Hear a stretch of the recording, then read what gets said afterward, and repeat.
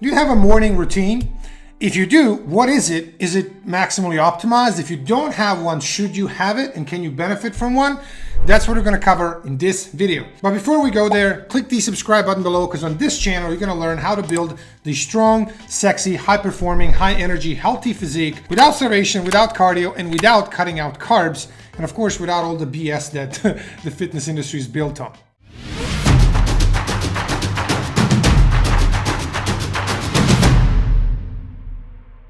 What's up, everybody? This is Coach Amir from 7figurebody.com, and in this video we're going to talk about the morning routine. And first thing before we actually go into the morning routine is the question of, should you even have one? Can you benefit from a morning routine if you don't have one right now, or if you have one currently that isn't serving you, what would be a better alternative? So the first question is, a lot of times you can see people saying, hey, I don't need a morning routine. The other people swear by having a morning routine. And here they're, of course, as usual, opposing views, and there are successful people who do have and who don't have morning routines. For example, Alex Hormozi, who is really big in the entrepreneurial world these days, says that he doesn't have a morning routine. He basically says, wake up in the morning, start working. That's it. You don't need anything else. Wake up, start working. Now, I heavily disagree with this for most people. Is it something that has worked for him? Obviously, it worked really well for him. But this assumes that people are very much like robot-like, and I wake up in the morning and I work. I wake up, start working. That's it. Nothing goes along here or there. There's no distractions, nothing. Well, first, it has worked for him, so that's really, really good. For if you are that person who can just wake up, start working, awesome. Go for it. That is awesome. You do not need a morning routine. Also, another part of that, which I would, heavily put your attention to, is if this is mainly for, younger people who don't have kids, who don't have dogs, who don't have, a lot of responsibilities. And because, imagine if I woke up in the morning as a dad and said, hey, I'm going to wake up and start working. My baby boy would laugh at it and say, no, daddy, I need milk and I need this changed and that done. And you got to pay attention to him. So this always depends on your life kind of environment and things that are going on every morning, whether you like it or not, they're going on around you. Now, of course, somebody could say, well, you are in control of your environment and take your kid to daycare and there you go. Sure. But again, there are people who can benefit from no morning routine. Just wake up and work. If you are that person and that works for you, awesome. You absolutely do not need anything else. Perfect. Go at it. It is my strong belief that majority of the people in this world cannot do that, especially if they're older than 35, because usually by that time we will have kids and, all the other things that are going to prevent that wonderful idea of I'm going to wake up and start working. So if we assume that you are in this group of the, I believe majority of the people who can benefit heavily from having a morning routine, I'm going to share with you what my routine is. And by no means is this a golden rule for all humanity. I am perfect. I'm God's gift to earth, and therefore everything I do, everybody else should do. Absolutely not. This is what works for me. And one thing that I would suggest is, it does not have to work for you, certainly, but one thing that I would suggest is look at the big principles of the parts of my routine and then figure out if the big principles make sense to you. Then you can customize kind of the variants and little things, details inside of it that make sense for you. So the first thing that I would like to mention as a part of a morning routine is some kind of what Tony Robbins calls priming. So he basically has this hour of, I think he calls it power hour, and it's been many years since I've revisited, about this, so maybe he's changed something in the past, I don't know, in the past couple of years, I have no idea. But many years ago, probably 12, 15 years ago when I heard about this, he basically has a power hour morning routine. So he wakes up, I don't know what else he does, but basically has an hour of some kind of meditation / chanting routine of breathing and 20 breaths of this and then 30 long breaths of whatever it is. I don't really know the details, but the point is, the big principle of that is that he is priming the brain to be in a proper mindset before he actually goes on to do anything. With this principle, I wholeheartedly agree. I think just think of this way. If the majority of your day is determined by what you do in the morning, which it certainly is in many ways, unless you are really not a morning person, you wake up at 1 p.m. and then you do your best work at 10 p.m.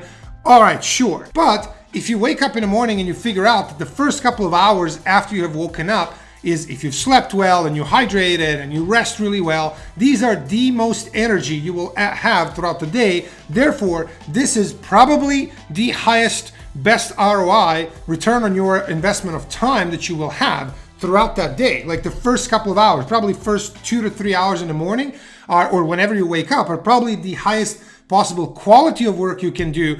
Unless, again, you are a night owl, you do your best work at 10 p.m. to 1 a.m., sure, then awesome. But again, if you are this type of person who wakes up in the morning, and you don't have to be a morning person, like I'm not per se a morning person, I just wake up and I'm like, yeah, I can probably do much, much, much higher quality work at 9 a.m. than I can at 9 p.m. Certainly, because after 9 p.m., I usually wake up, 7:30 a.m. And by the time I'm done my work, done, the client work and everything else, and done my workout and, picked up baby from daycare, and now I play with him, and it's now at 9 p.m. The only thing I can do at 9 p.m. is just lie down or basically, just chill and relax and play with my baby boy, watch TV or read a book or whatever. But there's no high quality work that I'm going to be intellectually engaged in at 9 p.m. And again, different for everybody. Figure out what works for you. This is just what works for me. Okay. So that principle of priming your brain is extremely important. I believe there's a huge value in it, immense value. Here's why. We are, by definition, these days distracted more than we've ever been in the history of humankind. There is email, phone, notifications on the phone. I think I read the other day 400 times is an average person. Maybe it's 200, I don't know, but it's ungodly number of times that we pick up our phone during one day. You pick up your phone and check your phone probably 200, 300, 400 times a day. And distractions are basically endless. So the highest possible utility and value we can get from our actions is focus. It's focus. So when can you focus the most? When you usually have the most energy, and very likely that's going to be after you have woken up. So if you leave that to chance, how you're going to feel, and then let's look at how actual results happen, bad or good. We feel a certain way. We are, in a certain mindset. So let's say you're feeling, I wouldn't say depressed, because everybody's then oh, there's clinical depression. No, I'm talking about you don't really feel that great. You feel okay. And if you feel like that, your mindset is in that state, what kind of work, what kind of actions are you going to take from there? Do you think I'm feeling therefore let me change the world, let me change a bunch of people's lives, let me do highest quality work and the best thing I could ever do after feeling probably not. Okay, and then what are the results that come from the actions you're going to take by feeling right? The actions are going to be the same, let me just sit down and kind of, have a donut or whatever. And again, your results are going to be shitty, right? On the other hand, if you have a mindset where you're I really feel awesome, I am bursting of energy, gratitude is through the roof, I'm so grateful for the life I have, what do you think your actions are going to be after that? Very likely, again, not always necessarily, because nothing is ever perfect or set in stone, but much more likely that your actions are going to be hey, let me actually do some great stuff. Let me, do that, create a video. Let me, do whatever, something that is high value, high return on your investment of time and energy. So that's why priming your brain, and by the way, you are in control of how you feel. You truly, instead of leaving it to chance and every morning being maybe I feel great, therefore let me do great work, and maybe I don't, then let me do nothing. Okay, that means if you wake up 8 out of 10 days and you don't really feel like it, 8 out of 10 days you don't do anything that's valuable, it's just kind of waste your day. Okay, so is that something you want to do?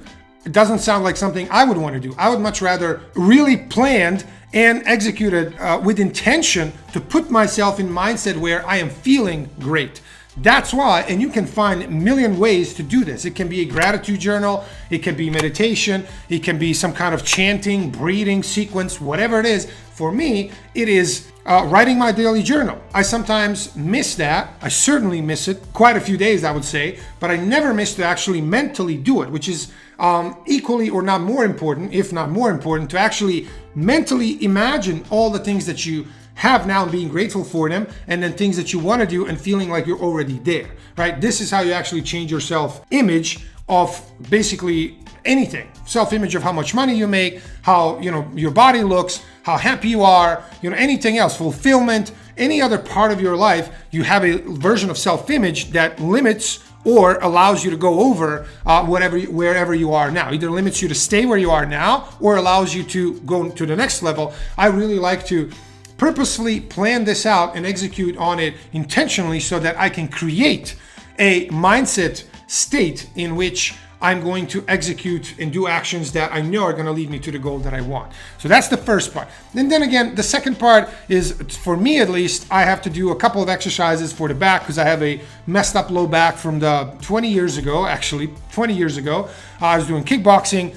Basically had two discs blow out in my low back. So if I wasn't doing these three, I basically do Stu McGill's 3 exercises every morning. Like once every blue moon, I will miss it because these are the things that allow me to be healthy and keep going. If I don't do that, I have low back problems. So I have to do that. They would just became a necessity rather than, it would be really good to have. So that's why I don't look at it as anything special, but that's what I do. So the first thing I do is I drink water, I do my journal, and that's usually, they call it 5-minute journal. For me, that takes more than 5 minutes, usually 10, 15 minutes. I would be grateful for something. I used to have a meditation routine that I would do when I was doing it. It was awesome, but it's just one of those things that didn't stick. And it absolutely was awesome. For all the people who meditate, good job. I really salute you. That is amazing. If you guys have not tried it, please try meditation. It's absolutely phenomenal. One of the things that I really want to, get back into my routine because it was really, really so positive, reduces your stress. There's a ton of actual scientific research showing that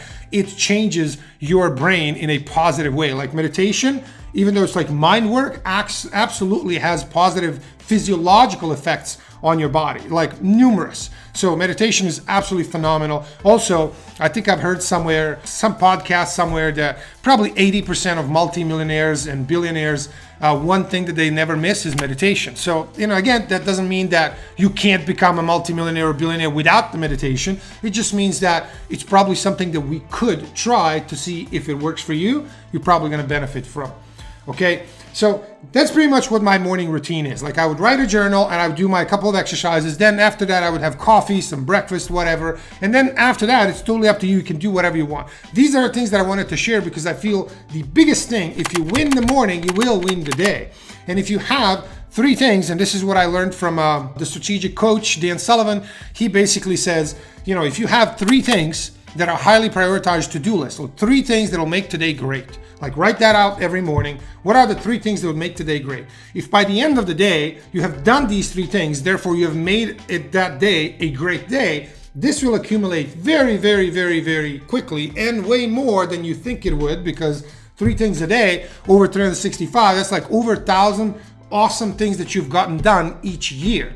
I guarantee you if you do this, you will have way better results in whatever it is that you're putting these goals toward than you could ever imagine. Like guaranteed, because these things accumulate, and this compound effect is absolutely like amazing beyond what we humans can't really properly understand nor utilize, unfortunately, compound effect. And it's probably one of the greatest wonders in the world. If you just had, I don't know, if you did 5 push-ups a day every day for the rest of your life, if you saved $100 a month for the rest of your life, you would figure out 30 years later that you have probably a couple million or whatever the calculators say, but it'd be way more than you think it is. Be like, $100 a month? It's nothing. I wouldn't even do anything with it. Well, yes, that's true. If you just spend $100 extra on something a month, you wouldn't even know.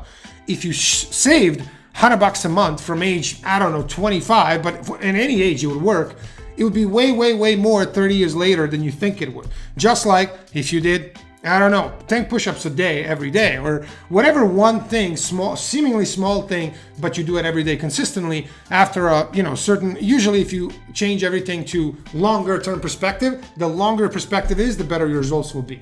So anyways, those are my thoughts on the morning routine. If you have any comments, please put them in the comments below. I would like to know what your morning routine is and what have you found that actually works best for you.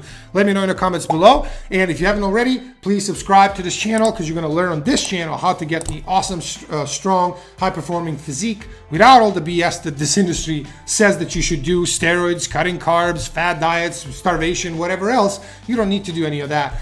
We can just be, using our brains and doing things in a smart, consistent, systematized way, and then you get results way better than whatever fad diet actually creates. So anyways, if you like this video, please click the like and share button below, and I'll see you guys next time. Cheers.